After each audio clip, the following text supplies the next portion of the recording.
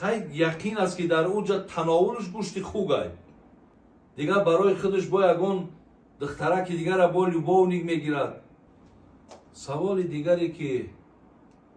بگیم چهارم سوالی که از من کردن و این من در همون سفرهای روسیه بدن من برای تمامی همون برادرای دیاسپورایی که هستند، آدمایی که در روسیه گپ زنین، در روسیه مقصد امکانیت و پول دارین یا در غیر دولت‌های روسیه هم که باشین، مسئولیت ما همین بود که بچه‌کاتون حرکت کنین که زبان مادریشون گم نکنن. دلتون از زبان روسی و دلتون از زبان انگلیسی و دلتون از زبان خطایی نبرد. تنتون صحت باشد و تن یمی کودک صحت باشد تا 10 زبان می آموزد، ولی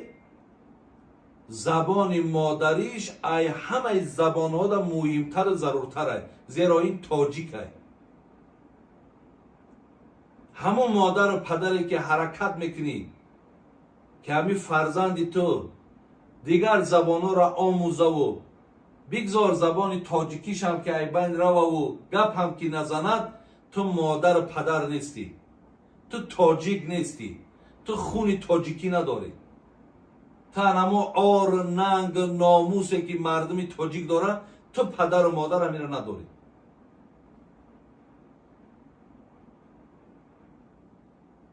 برای همین برادرایی که من در روسیه دیدم، همین سفری نو کردگیم دا دیدم که در بعضی از شهرها دیاسپورای ما، همون سردارا، همون آدمای دلسوزی همین ملت تاجیک در غیر مثال همون ساعت مکتبیشون یا صنفخانه کشادن و در همونجا مقصد کودکایی که اولی مقصد در مکتب راهشون میتن، یا اینکه مقصد هست کودکایی را که روی خود داکیومنتاسیشون باشد، یا اینکه روی به شرایطیشون باشد، یا یگان سببایی است که مکتبا در راهشون نمیتن، یا توسین مکتبی را علاکه اینا صدیق میروان کو در صدیق علاکه زبان تاجیکی را هم گم میکنن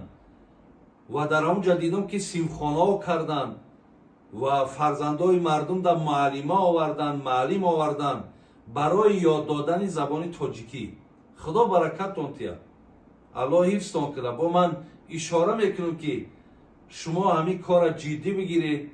تمام برادرایی که فرزندان شما نیازی به آموختن زبان تاجیکی دارد، ای همه کاری تا مهم همینه که فرزند تا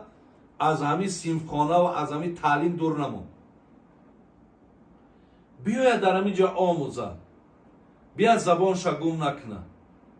خوبیش در چیه که با تاجیک وقتی تاجیک میشیند در ما عرف و عادتهای خودمان فرق میکنه از اونا.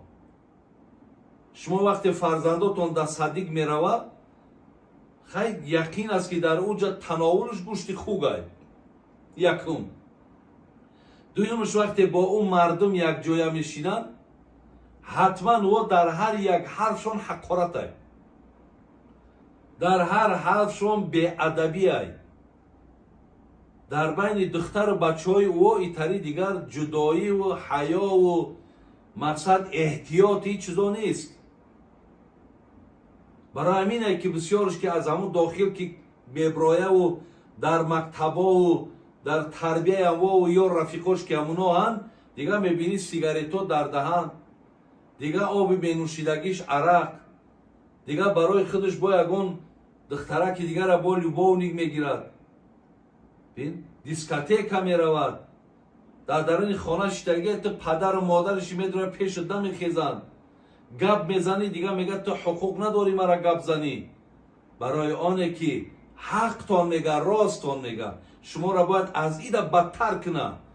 زیرا که شما گپی هیچ کس گوش نمیکنی. وقتی برای شما معلومات میتن، برای شما مصلحت میتن، شما گوش نمیکنی. من حتی طرفدارم که همین آوان خردسالیش که در صدیق میتین در صدیق نتین، بهترین صدیق همون بغل مادر شد تا همون سین همون 7 سالگی شد برین در دست یعنی مردکایی که سیمخانه اوی میکنن تاجیکی درس میتن من تاجیکی بخواند من در خانه قطعی خودت حتی باشد قطعی خودت باشد زیرا همون شاعر میگفت درختی که خوردکک بود باغبان بگرداند او را چو خواهد چنان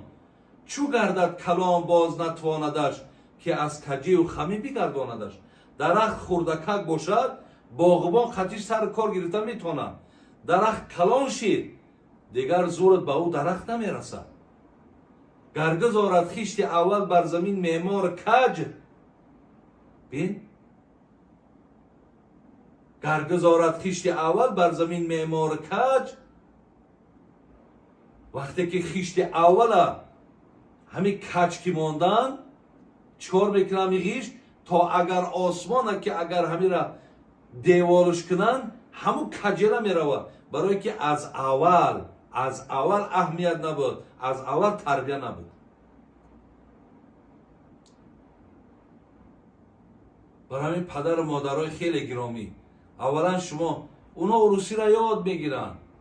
شما همون روسی را در خانه‌تون یاد داشتین نه اون تلویزیون را روز رات گوش میکنن زبان روسی را یاد میگیرن ولی همون آوانی که جای تربیه است علاقه شما را دست میتین